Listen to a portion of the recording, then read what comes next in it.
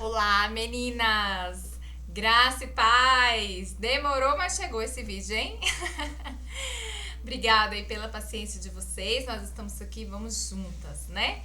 Nada vai nos parar. Aleluia! Bom, hoje eu vim falar com vocês sobre sexualidade no casamento. Que assunto, hein? Os temas aqui estão bombando, não estão? Esse é um assunto realmente muito amplo, né? Dá pra falar aí horas e horas. Na verdade, eu tinha até gravado um outro vídeo que ficou bem longo, na verdade. Mas não tinha gravado o áudio, enfim. E aqui estou, né, para fazer novamente. Mas em todas as coisas o Senhor está no controle, não é verdade? E eu queria falar com você sobre isso, sobre sexualidade no casamento. Há muito tabu, infelizmente, né? E é um pouco falado nas igrejas, sobre isso, né? E nós temos uma cultura, né, aqui no Brasil bem católica, né? Vem aí da formação cultural do nosso país. E com essa formação vem algumas ideias sobre o sexo que não são bíblicas, né? Que vão perpetuando. E por não se falar e por não se tocar no assunto, e desmistificar algumas coisas, muitas pessoas que estão aí na igreja, no evangelho, vivem uma vida sexual amarrada ou não desfrutam dela da forma como Deus criou para ser desfrutado por conta essas verdades. A gente chama de vaquinhas sagradas, né? É umas verdadezinhas que ficam lá dentro guardadas e que de alguma forma controlam a nossa forma de agir e de fazer. E eu queria falar com você sobre isso, né? Eu queria falar com você sobre esses pensamentos. A primeira coisa que eu tenho que dizer para você é que Deus criou o sexo não só para procriar, né? Não é feito só para ter filhos, né? E por mais óbvio que isso pareça, para algumas pessoas não é tão óbvio. Deus fez o sexo para que você possa desfrutar da alegria, né? Do gozo, do prazer que há nisso, né? Ele criou no nosso corpo várias áreas erógenas para que a gente pudesse desfrutar desse prazer. Mas esse prazer é feito para se desfrutar numa condição saudável. E por isso que a Bíblia diz que você fazer sexo antes do casamento não é saudável. Porque o sexo diante de Deus, ele é muito mais, né? Ele vai além de uma procriação e ele vai além de desfrutar do prazer. Ele é exatamente o que constitui uma aliança.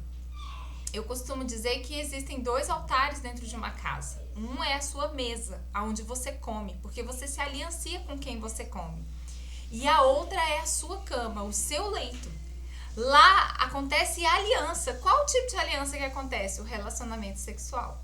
O seu relacionamento sexual com seu esposo é uma aliança e é uma aliança de sangue, né? E mais pra frente podemos falar mais sobre isso, né? Mas é uma aliança de sangue. E todas as vezes que você se deita novamente com seu esposo, você está renovando a sua aliança. Você está renovando os seus votos.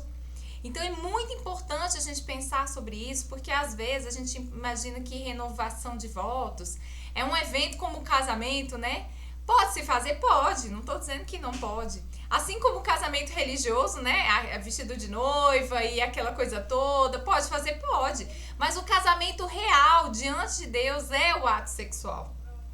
É quando se unem, é quando o homem deixa pai e mãe, a mulher deixa e os dois se tornam ali uma só carne. E no ato sexual une-se a carne, se une-se o espírito e une-se a alma. É um momento de alinhamento total. E é muito interessante como o diabo, ele cria situações de discórdia, ele cria situações para que o casal fique brigando, fique brigado, fique chateado e não faça uso do ato sexual, né? Não se deite, não se acaricie, não se permita um ser amado pelo outro. E aí começa a andar os dois desalinhados, começa a andar os dois em discordância, né? Um pensando uma coisa, outro pensando outra. E aí um reino dividido, o que acontece? Não prospera. Então é algo que precisa mesmo da nossa atenção. A vida sexual é algo que precisa ser cuidado. Paulo diz que, nas cartas que ele traz, ele diz que você não deve ficar muito longe por muito tempo. Se abster do ato sexual. Por quê? Para que você para que o inimigo não os tente Então você fique tempo suficiente apenas para orar e para jejuar, e depois disso tornem-se a se unir, né? Então olha só como é interessante, o próprio apóstolo Paulo, né, falando sobre isso também. Então o ato sexual é algo que precisa acontecer, e ele precisa acontecer da forma mais natural possível. Há pessoas que querem, imaginam, né, o ato sexual como algo de filme hollywoodiano, né? E essas fantasias, às vezes, que se criam, pode prejudicar mais do que ajudar. Às vezes pode ajudar, pode trazer uma ideia diferente, né? Eu também preciso dizer para você com todas as letras que dentro de 4 paredes tudo é permitido.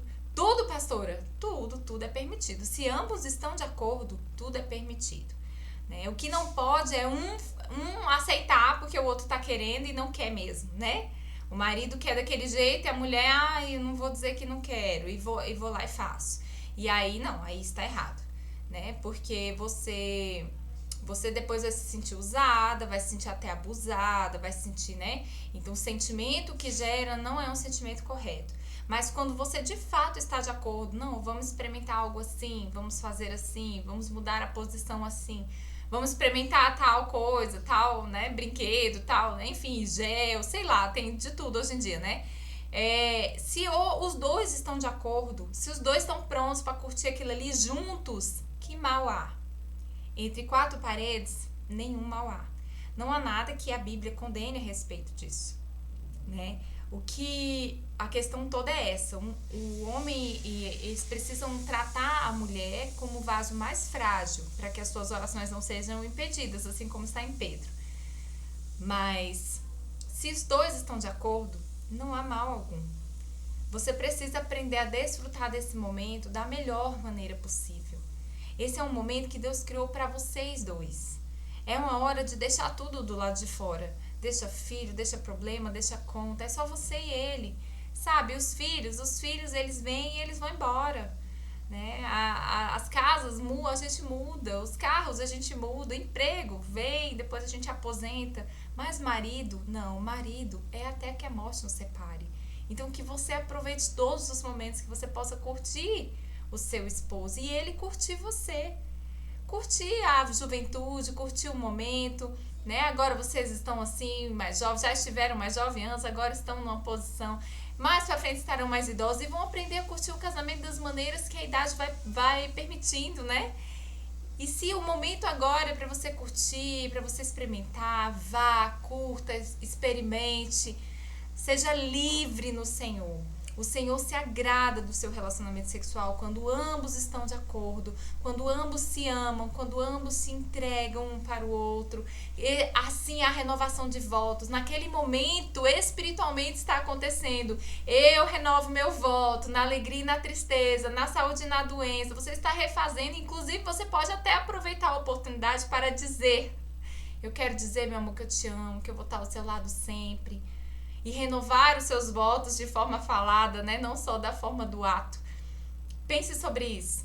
E mais sobre isso nós podemos falar depois. São muitos temas, são muitos assuntos. Um grande abraço para vocês e até a próxima.